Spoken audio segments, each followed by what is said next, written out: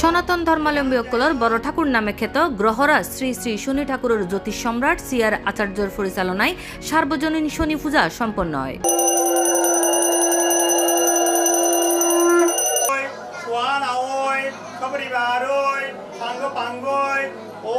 মের ৩ তারিখ শনিবার রাত ৮টায় নগরের ২৬ নম্বর ওয়ার্ড উত্তর হালিশহর আচার্যপাড়াত অবস্থিত শ্রী শ্রী মহাকালী নবগ্রহ মন্দিরত অনুষ্ঠিত হইয়ে এই সার্বজনীন শনি পূজা। শনিবার বেগুনের শুভ শান্তি ঠান্ডা করে রাখো। দাদার পূজা খুব সুন্দর, দাদার পূজা সুন্দর দিকে বেগুন আগ্রহীত দাদার উপর।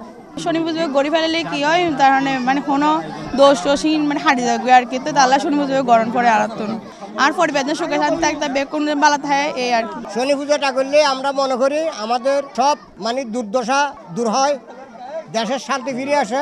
এই পূজা করে ওই যে বেগুনের লইয়ে না যাতে সুখ শান্তি ভাবে ইয়া করা যায়, শৃঙ্খলা বৃদ্ধি কিয়ান করা হয়, এই হারণে পূজা করা হয়। 1995 ইংরেজি সনদ প্রতিষ্ঠিত এই ঐতিহ্যবাহী মন্দির প্রত্যেক বছরে ভক্তসকলের মিলন মেলাত পরিণত হয়। পূজা উপলক্ষে সকালতুই মন্দির প্রাঙ্গণত উপচে পড়া ভক্ত সমাগমের ভিড় দেখা যায়। শনিদেবের কৃপালাভ, কর্মোন্নতি, সাংসারিক শান্তি ও জীবনের বাধা দূরীকরণের আশায় শতাধিক ভক্ত এই মহতি আয়োজনত মাঝে অংশগ্রহণ করে। শনি পূজা মূলত আদিকাল থেকে সকলে বড় ঠাকুর নামে এটা চিনে এবং কি শনি গ্রহ হচ্ছে সকল গ্রহের মধ্যে অন্যতম গ্রহ।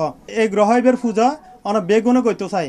সকলে মনে করে দেয় ইবের মাধ্যমে দুঃখ দুর্দশা পারিবারিক অশান্তি হাজার বাধা বিপত্তি মুক্তি পায়। এমনকি শনি ঈদে কর্মফলদাতা, শনির মাধ্যমে মানুষে দিক নির্দেশনা পায়।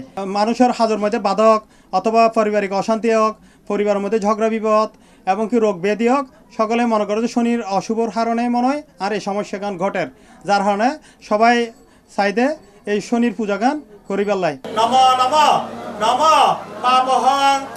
বৈশাখ মাসের প্রথম শুক্রবার বেগুনের মাঝে জনপ্রিয় তিথি। এবার মধ্যে বেগুনে করিবার লাই বেশি আগ্রহ জাগে। আজ ইয়ার এটা প্রায় ১,০০০ মানুষের মতন প্রচুর ভক্ত যারা দূর দূরান্তরত্ব আর আজ ইয়ে সহযোগিতা এবং কি নানাবিধ সহযোগিতা গজি আর একটা পূজা অর্চনা দিয়ে ভক্ত বেগুনের কাছে অশেষ কৃতজ্ঞ।